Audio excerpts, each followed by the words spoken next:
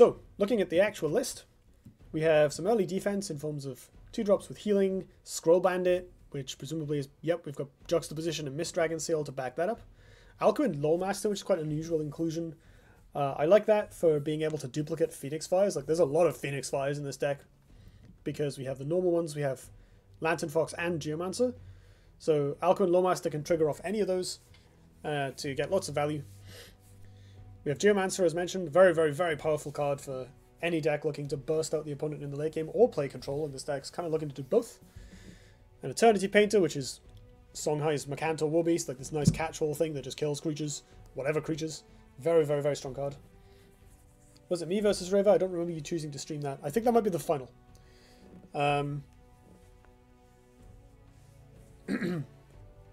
This is Reds0l versus Muzzyrella.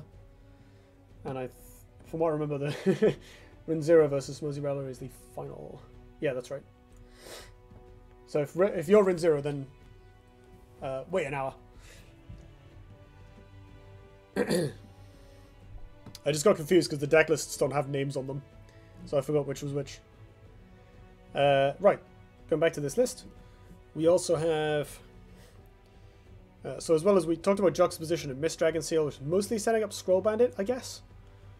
Doesn't seem to do a lot else with the deck as it is. There's some synergy with Fox. There's Inner Focus, which is very good with Lantern Fox. Quite cool with Scroll Bandit. Basically just another way of making Phoenix Fires and spells in general. 8 Gates, which is core to your burst strategy. It doubles up basically all your Phoenix Fires. And so 1 8 Gates can be like 4 damage or 6 damage, depending on how many Phoenix Fires you've got in the same turn. And it's also very solid with Kutatsu for easy removal. There's also Thunderbomb. 8 Gates Thunderbomb is a very strong AoE, and Thunderbomb itself does a passable Phoenix Fire impression. And there's Bamboozle, which is like OBS, but you can use it as draw. This deck doesn't have any dedicated card draw.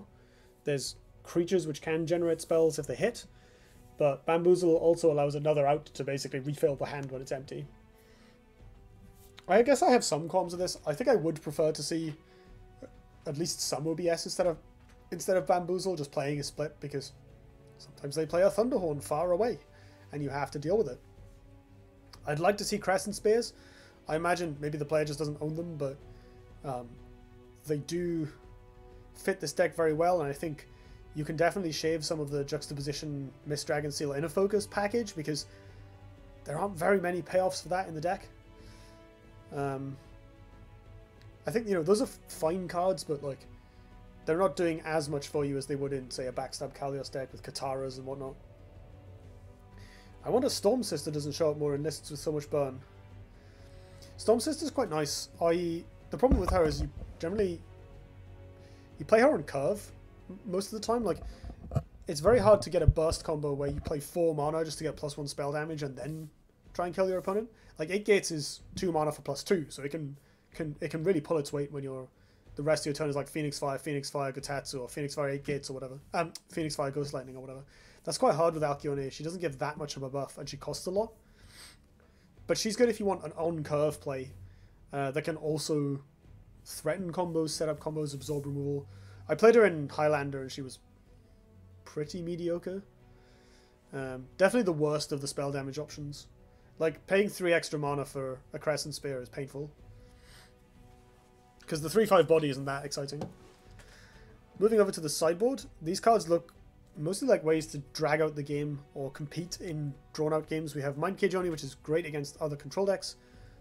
Lightbender, which is useful against Varth and Obelisks and general like tempo-y things that need unbuffing. Primus, which is an amazing anti-aggro card. I've sideboarded this myself, it's great. Another Eternity Painter for when they have big stuff. A Zendo for self-protection and burst. And a Spiral for when you just need a Spiral. I think a lot of these, I mean, apart from the Lightbender and the Primus, these look much more like main deck cards than some of the cards in the actual main deck do. Specifically the Alcuin Lawmasters and some of the movement-related cards, even Bamboozles. I fully understand wanting to lower the curve though, especially with Bamboozle as your draw source and wanting to play Lantern Foxes early.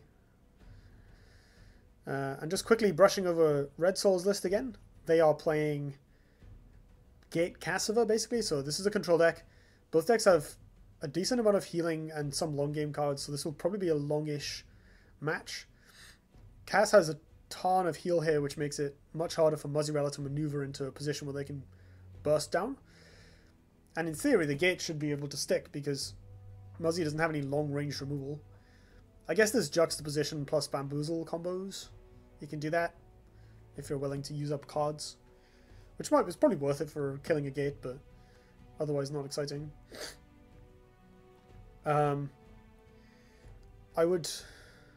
These decks look pretty evenly matched. Yeah, I would say that Muzzy's much more likely to be ahead on board, which will make Cass's job a bit harder, but I think this is going to be quite a skill-dependent matchup, skill-intensive matchup, so it's going to be hard to... Basically, it'll be hard to put yourself ahead, especially if if you're playing suboptimally, because I think the lists are fairly well matched and have some interesting counters to one another. This is a bit medium, isn't it? And you can play Scroll Bandit on turn 1 and get a Demonic Lord. I might want to keep the Healing Mystic as bait, and then turn 2 you can do Scroll Bandit, maybe Inner Focus. Shipping this seems fine. It's going to be worse against Cassiva than usual because it dies to pings, and I ship the 8 gates for later. That is greedy. I don't think you need to keep the 8 gates early on, especially without Ghost Lightning in the deck, which I would quite like to have seen in the sideboard. Oh, I forgot to play the other one. Oh. Get the hang of this eventually. Right.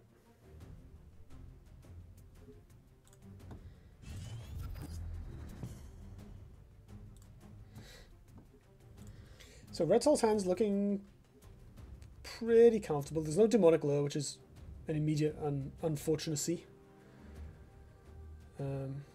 Muzzy is so good with his bandits. Yeah, I mean, I don't like actually playing it here, to be honest. I'd much rather see a Healing Mystic on the board turn 1. Like, this is not going to be able to hit anything without Mist Dragon in hand. And there's a good chance that it just gets lured and dies.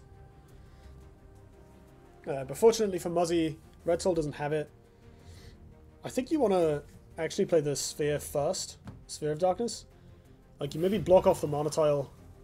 Or just get damage in on the creature.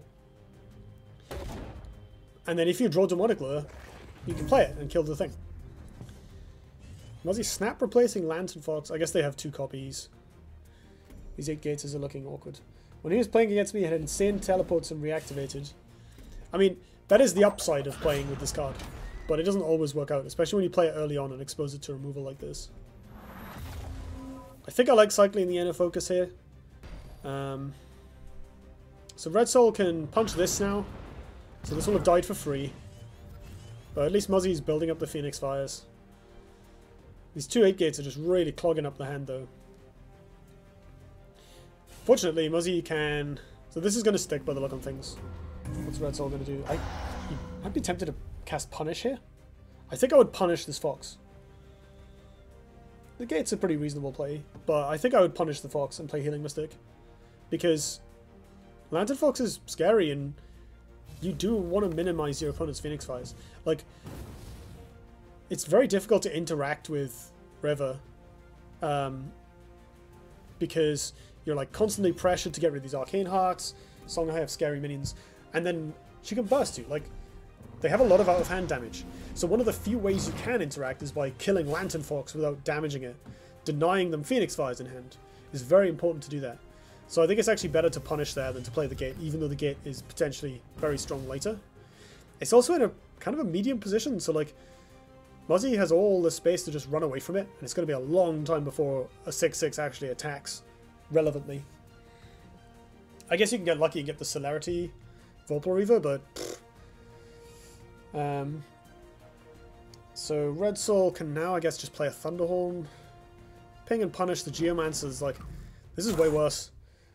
I guess they can still play an Azure Herald for board presence, but I'd have preferred to see the Healing Mystic there, just because it trades better.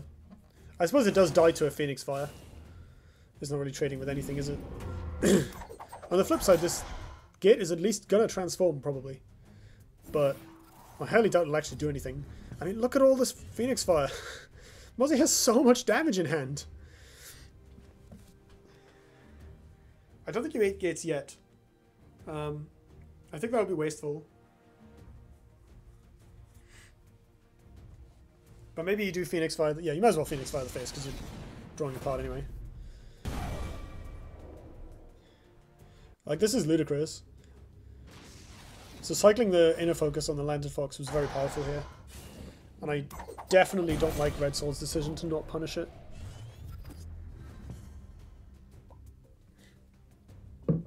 Like, punishing a 2-1 feels really bad, but, you know. This is so much damage.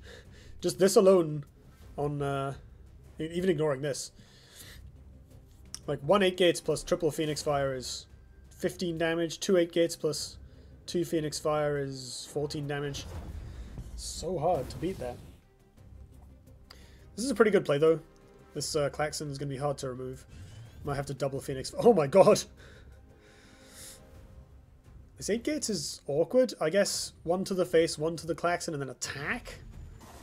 Just a bit bold. On the plus side, this gate's going to flip. So Reds0l might have some outs here. If the Klaxon is dying, that means Obliterate's pretty online. Obliterate for 8 with Muzzyrella taking damage going to 14. That does give you a game plan. Oh wow, no, just putting both of them into the face. Yeah, no, I like that. That just sets up lethal.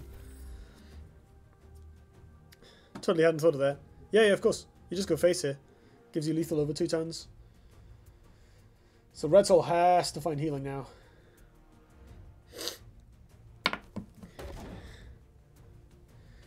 Again, always punish the Lantern Fox, kids. Yeah, Reds0l is just dead. Like, you do not make that play if you don't have something to back it up. So from Reds0l's perspective, they have to just be breaking it right now. And even if Muzzy didn't have it, like, this Geomancer BBS alone represents lethal in 4 or 5 turns. Now, these creatures are faster clock than that, but, you know, they must have something, right? Like, all these cards, all the Phoenix Fires that have been generated.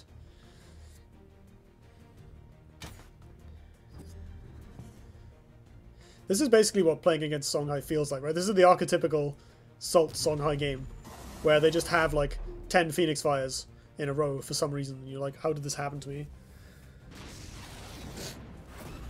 Like, Muzzy cast, like, I don't know, 6 or 7 Phoenix Fires this game. A couple from the Bloodborne spell, and then I think they drew 2 or 3 of them and got 2 off the Lantern Fox. GG. Very nicely done by Muzzyrella there. From Muzzy's side, I like the Mind Cage Onis. Those are pretty reasonable. You can still Demonic Lure to deal with Klaxon. Maybe they've got hard removal. You can still to deal with Gate. Lightbend is okay. It doesn't hit the Gate. It hits Klaxon and Thunderhorn, but not particularly relevantly. Oh man, Fireball is better than Tiger. Yup. Maybe Spiral. Spiral's pretty good. Possibly a 3rd Eternity Painter to deal with the big creatures. That seems reasonable. Reds0l's sideboard is over here. Do they have any healing? Any of this says healing on it? No. Oh, Kaleno. You bring in Kaleno. Didn't see artifacts, but it's not unreasonable to expect Crescent Spear, so Rocket Up Terror might be a pick as well if you've got stuff to cut. I think EMP might be a bit slow.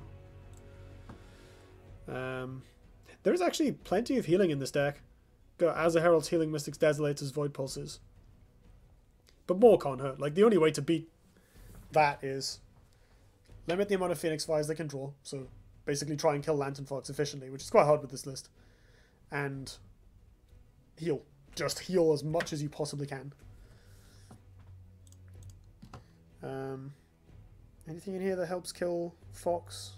Like Necrotic Sphere is too slow, EMP is too slow. I don't fancy my chances from Reds0l's side there. Okay, so let's get Muzzy on the side screen. And Reds0l on the big. What have we here? Oh, this sucks. Timekeeper with no gate. That's a pretty easy replace, to be honest. Punishes with no pings for a few turns. Repulse the Beast as the only on-curve play. I think we hope to hit a 2-drop, of which there are a decent number in the deck. Play Thunderhorn on turn 2. Probably ship... I mean, basically any of the rest is arguably replaceable. Punish is a good way to kill Lantern Fox and deal with random Geomancers and whatnot. So I'd want to keep at least one of these. I'm not replacing both Punishes here. This doesn't do anything really. Nor does this. You could just keep the both Punishes and it gives you some outs. If you draw a Sphere of Darkness, you can ping something on one and then remove it with Punish the next turn, which is like, fine. But yeah, I don't really like the look of this. It's going to be a tough one.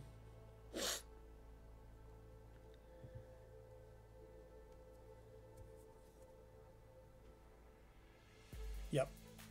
Seems solid. Obliterate. Wow. Exactly what you don't want to see.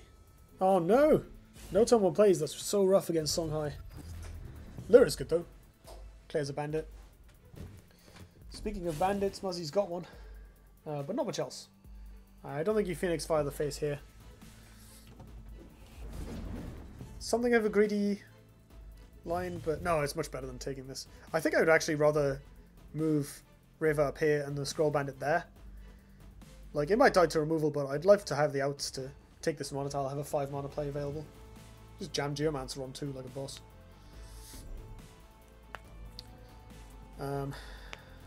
So what now? You can't Wild Tar plus Lure. I think I would move forwards, lure this onto the mana tile and kill it. Ooh, I don't think I like that at all.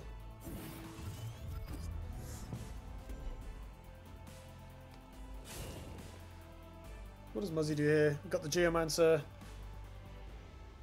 want to put the Geomancer... Oh yeah, and then you move forwards. No, the juxtapositions don't do that much.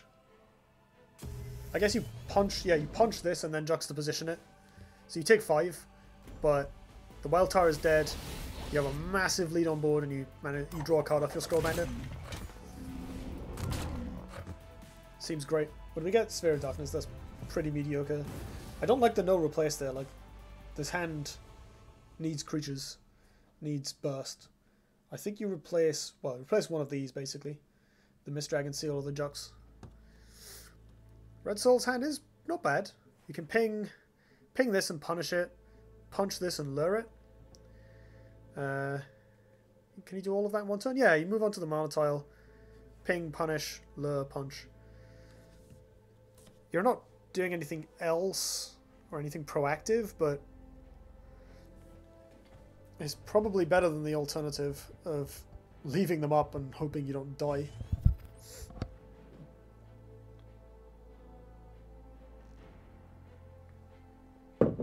Red0l's in a very difficult position here. Not fighting for this mana tile in the middle was awkward, and I think I'd have much preferred just demonic luring the bandit.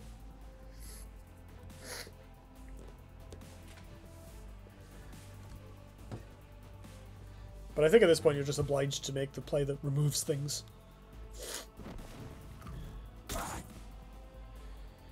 The last thing you want to do is take damage from creatures, because this is already enough pressure. No! No, don't do that. Oh no! Why?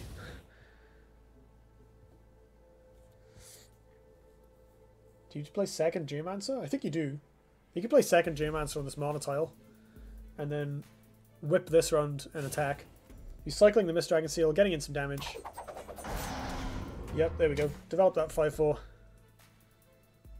Takes the second mana tile. Oh yeah, because now you can double activate. That's even better. Ooh, I like that.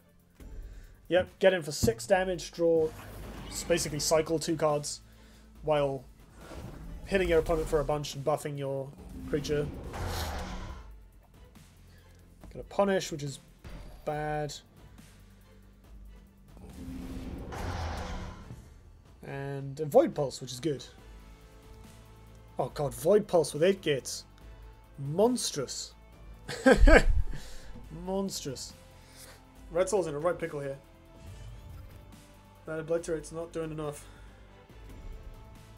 I mean, you can lure the Geomancer away, I guess. So Muzzy's living the dream here. They drew all those positional cards, which would have done basically nothing if Red0l had killed this on turn 2, but they didn't. So Muzzy's just winning this game by chaining Mist Dragons and whatnot.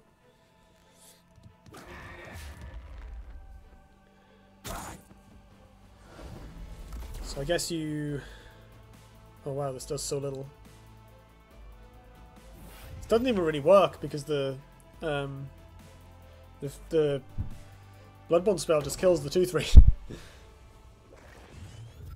You definitely want to play this first, in case you do something that can deal 1 damage. Like, draw cards first.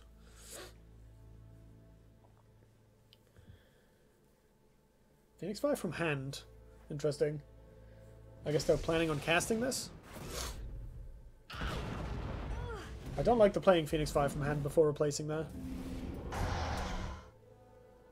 Right of the Undervault, oh my god. So I guess you play the Alcuin now and then Void Pulse?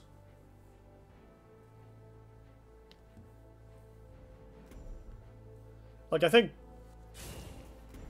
playing... So I would have much preferred to see this instead of playing the Phoenix Fire from hand. I think here you can... Ooh, don't know how much I like this. This is maybe overcommitting to the play. I think I prefer the Alcuin, because you can try and stack up your damage effects until you get a... Oh, actually, that's a lie. This comes up next turn, so you may as well use it while it's there. Like, using this is basically the same as playing the Alcuin, but you get to squeeze in the Sphere of Darkness as well. Now we've drawn 8 gates. So this isn't guaranteed lethal, which it would have been with the Phoenix Fire still in hand. Pretty hard to heal past that with only 5 mana. This body block here is going to do basically nothing. Provided Muzzy can find a point of damage. They have enough mana to go BBS, Alcuin, BBS, so that's lethal. Let's see if they spot it. Yeah. Well done, Muzzyrella. I didn't agree with all of the play decisions they took there, but I think that was nicely navigated still. And we're actually really seeing the deck play to its own strengths there. I think if Red0l played the Demonic on turn 2, that would have been a much better game for them. Like, it's hard to know exactly what your opponent's going to do, but removing Scroll Bandit is just worth it. Like, yeah, you don't develop a Wild Tar, but whatever. You know, I think getting rid of the much more potent potential threat is valuable. Like, against Songhai, you just have to try and survive, have to try and get to the late game. They have some amount of inevitability, but if you can keep them off, you know, try and make their hand bad by stranding positional cards, try and stay ahead on board if you can, which makes playing the healing creatures a bit easier because they're all kind of fragile. You know, they're not so good when you're behind on tempo. But you want to get the game to the position where you're just playing Desolators every turn, and that's much harder for them to beat. But turn 2 Geomancer is pretty brutal. That's the other thing. If you're going to play the Wild Tar, or even if you're not, like, luring the Scroll Bandit onto the mana tile was, I think, pretty mandatory, because allowing Muzzy to play Geomancer turn 2 into Phoenix Fire for free turn 3 is like... that's a very... I don't want to say weak, because that's kind of mean, but like, that's putting yourself very far behind. You're opening up a lot of risk by giving your opponent easy access to that mana tile when you just don't have to.